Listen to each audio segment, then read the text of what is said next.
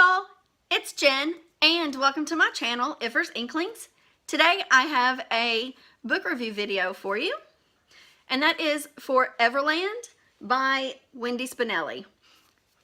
This is a YA retelling of Peter Pan. The book came out in 2016 and the paperback version of it has 312 pages. So Everland is like I said, it's a retelling of Peter Pan with a modern day steampunk kind of feel to it. Not modern day, it's 1800s. It is set in London, and I think it was late 1800s, early 1900s kind of feel to the story. But it's the classic Peter Pan retelling, just in a different, almost like in a different setting, a different take on Neverland and the Lost Boys and what made them Lost Boys and how they became that way.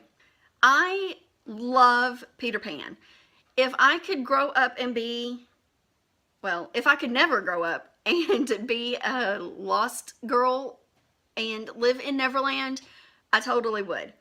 I don't want to grow up. I want to be with Peter Pan and the Lost Boys and in that world and just be a kid forever. Unfortunately, that doesn't work that way for us adults in the real world, but you know, that is the story that I love so much. And this is, again, it followed real close to the Peter Pan storyline. It had characters that you knew were who they were from Peter Pan. It wasn't a direct stealing, not the right words there, but it wasn't directly taken. Like Hook wasn't, his name wasn't actually Hook, it was the nickname. He didn't actually have a hook for a hand in here at the time. The main character is Gwen, not Wendy. Their last name is Darling though. And you know, those kinds of things. There are characters, like I said, that you recognize from the main storyline, but who they are and why they are there are a little bit different. I can't really think of any cons to this. There wasn't anything that I was really disappointed in. Again, I really enjoyed this story a lot. Potentially offensive content, there's really not any that I can think of. It has a wide range of characters represented. It seems to be pretty true to the original story, flow, and focus. I don't recall any use of any language. I don't recall any cuss words in here. I don't recall drug use. There is some sexual tension, but there's nothing even really elaborated on there. But you can read that into it between Peter and Gwen.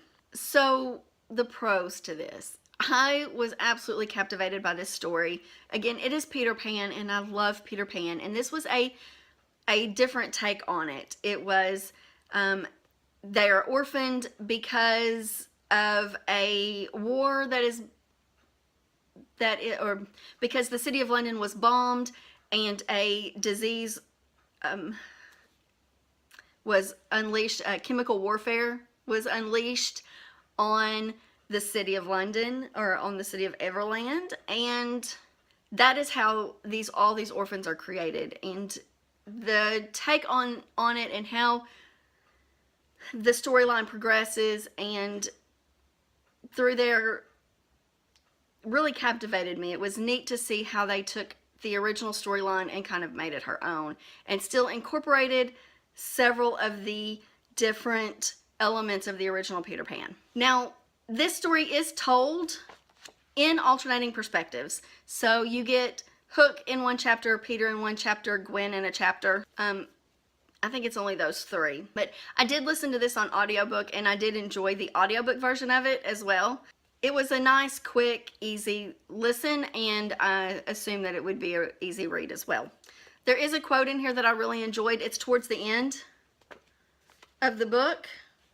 So it starts off on page 310, and it is in reference to an earlier part where Peter tells Gwen that how she would find her way back to Everland is looking for the second star on the right. And so she's thinking about that. And so actually it's the beginning of 3:11. It says, returning my eyes to the clear night sky, I sigh. Now I couldn't even find it if I needed to. It's lost among the thousands of other stars. Pete pulls me into him and buries his head in my neck. It's not lost, Gwen. It's still there, guiding you into the things you desire most, leading you to your next adventure. You just have to look for it. And I really enjoy that quote. Even in the original story, I really enjoy that, that sentiment as well. So I gave this 4.5 stars. And I highly recommend it if you enjoy retellings, especially of Peter Pan, or if you're looking for just a good Peter Pan story, this is definitely it. I originally picked it up because it was steampunk retelling of Peter Pan, and I was looking for something that was a steampunk book for a Pop Sugar prompt. And I was not disappointed at all. Again, I gave it 4.5 stars, and I really enjoyed it. If you've read this book, let's talk about that in the comments below. What did you think of it? Did you agree with my take on it? Do you like Peter Pan story retellings? Are there other Peter Pan retellings I need to check out? Because I'm definitely interested in that. Did you continue on with the Everland series?